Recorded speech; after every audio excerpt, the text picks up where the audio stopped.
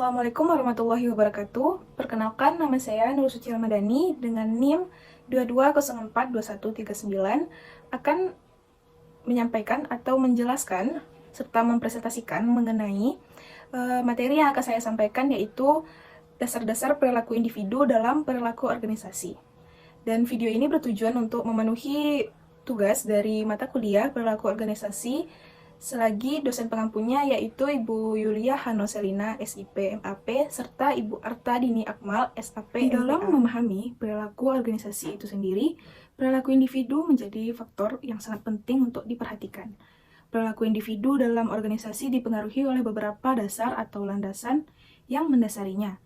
Bagan yang tertera di video ini menggambarkan berbagai faktor yang menjadi dasar atau landasan bagi perilaku individu dalam sebuah organisasi.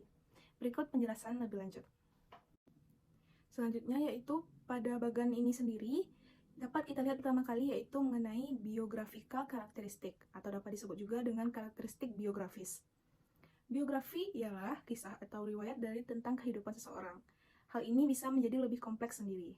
Lalu pada bab pembahasan kali ini, karakteristik biografis hanya mencakup pada karakteristik pribadi yang merujuk pada latar belakang seseorang karyawan, seperti usia, jenis kelamin, status kawin, jumlah tanggungan, dan masa kerja yang dapat mempengaruhi perilaku mereka dalam organisasi. Selanjutnya dapat kita lihat yaitu mengenai personality atau kepribadian. Kepribadian sendiri ialah salah satu faktor penting yang mempengaruhi perilaku individu dalam organisasi. Kepribadian yang unik daripada setiap individu meliputi pada pola pikiran, perasaan, dan perilaku dapat membentuk cara mereka berinteraksi dan beradaptasi dalam lingkungan organisasi. Kepribadian itu sendiri dapat mempengaruhi bagaimana seseorang berinteraksi, mengambil keputusan, dan beradaptasi dengan lingkungan organisasi itu sendiri. Selanjutnya dapat kita lihat yaitu value and attitude atau nilai-nilai dan sikap. Nilai-nilai dan sikap itu sendiri dimiliki oleh individu juga menjadi landasan perilaku mereka dalam organisasi. Nilai-nilai mencakup keyakinan dan prinsip-prinsip yang dipegang teguh oleh seseorang. Sementara sikap mengacu pada kecenderungan untuk merespons secara positif atau negatif terhadap orang, objek, atau situasi tertentu dalam organisasi itu sendiri. Selanjutnya yang dapat kita lihat pada bagian ini yaitu perception atau persepsi. Persepsi sendiri itu mengacu pada bagaimana individu menginterpretasikan dan memberi makna pada informasi atau situasi yang mereka hadapi dalam organisasi. Persepsi setiap individu dapat berbeda-beda terhadap situasi atau peristiwa yang sama dalam organisasi. Persepsi ini dapat mempengaruhi bagaimana individu berperilaku dan merespon lingkungan organisasi itu. Selanjutnya, yang dapat kita lihat pada bagian ini yaitu motivation atau dapat disebut juga dengan motivasi. Motivasi itu sendiri merupakan dorongan internal atau eksternal yang mendorong seseorang untuk bertindak atau berperilaku dengan cara tertentu. Tentunya biasanya mengarah pada yang lebih baik. Dalam organisasi itu, motivasi individu dapat dipengaruhi oleh faktor-faktor seperti kebutuhan, insentif, tantangan, atau lingkungan kerja yang mendukung. Selanjutnya yaitu ability atau kemampuan.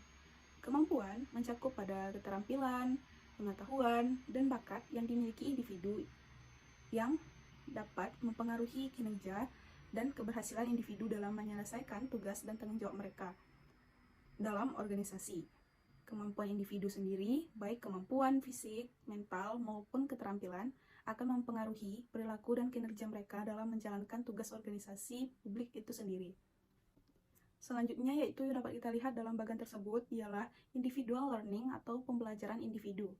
Pembelajaran individu ini sendiri mengacu pada perubahan dalam perilaku individu yang terjadi sebagai hasil dari pengalaman dan praktik. Proses pembelajaran individu baik melalui pendidikan, pelatihan maupun pengalaman langsung dapat membentuk pola perilaku dan kebiasaan individu dalam menghadapi situasi di organisasi. Ini dapat mempengaruhi bagaimana individu menyesuaikan dan meningkatkan perilaku mereka dalam lingkungan organisasi. Lalu yang terakhir dapat kita lihat pada bagian ini yaitu mengenai individual decision making atau pengambilan keputusan individu. Pengambilan keputusan individu merupakan proses di mana individu merupakan mengevaluasi alternatif dan memilih tindakan yang akan dipilih. Ini dipengaruhi oleh faktor-faktor sebelumnya, seperti kepribadian, persepsi, motivasi, dan pembelajaran. Baik, topik selanjutnya yang akan saya jelaskan yaitu mengenai contoh aplikasi perilaku individu dalam organisasi publik. Berdasarkan bagian-bagian tersebut atau bagian-bagian yang telah saya jelaskan sebelumnya, dasar-dasar perilaku individu dalam perilaku organisasi dapat dijelaskan lebih rinci serta dikaitkan dengan contoh aplikasinya dalam organisasi publik, yakni sebagai berikut. Yang pertama yaitu karakteristik biografis. Misalnya, pegawai dengan latar belakang budaya yang berbeda mungkin memiliki gaya komunikasi yang berbeda dalam berinteraksi dalam masyarakat dari budaya yang beragam itu sendiri. Lalu yang kedua yaitu kepribadian atau personality.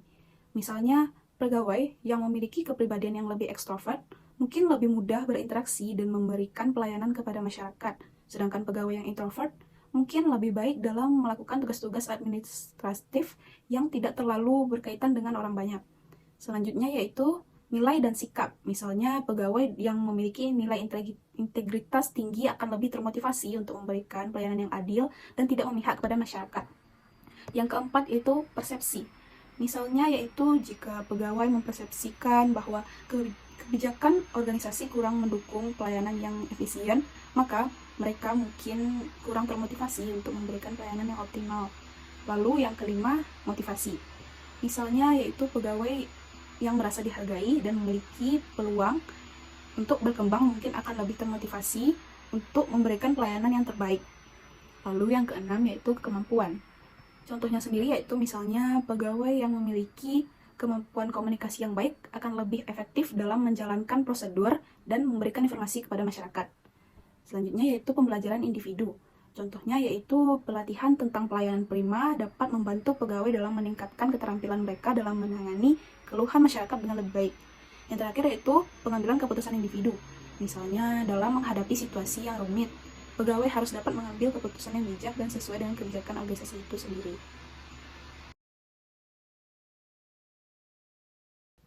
Baik, sekian materi mengenai perilaku individu dalam perilaku organisasi yang dapat saya jelaskan. Mohon maaf apabila ada kata-kata yang salah. Wabillahi taufiq wal hidayah. Wassalamualaikum warahmatullahi wabarakatuh.